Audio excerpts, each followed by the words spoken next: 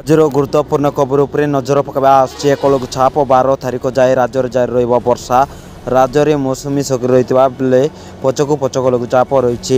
ମୌସୁମୀ ବର୍ଷା ସହ ଲଘୁଚାପ ଜନିତ ଲଗାଣ ବର୍ଷାରେ କେତେକ ସ୍ଥାନରେ ସ୍ଥିତି ବେହେରା ହେଲାଣି। ତେବେ ଆଗାମୀ 12 ଘଣ୍ଟା ମଧ୍ୟରେ ଆଉ ଏକ ଲଘୁଚାପ ସମ୍ଭାବନା ରହିଛି।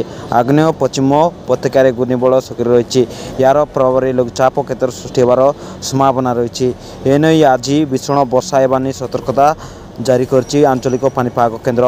ପ୍ରବଳରୁ ଅତି ପ୍ରବଳ ବର୍ଷା ନେଇ 8 ଜିଲ୍ଲାକୁ ଜାରି ରହିଛି ଅରେଞ୍ଜ ୱାର୍ଣ୍ଣିଂ।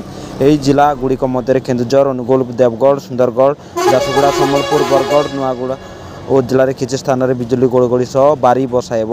ସେହିପରି ଉପକୂଳ ଓ ଉତ୍ତର ପଶ୍ଚିମ ଓଡ଼ିଶାରେ 14 ଜିଲ୍ଲାରେ ପ୍ରବଳ ବର୍ଷା ନେଇ ୟେଲୋ ଆଲର୍ଟ ଜାରି କରାଯାଇଛି।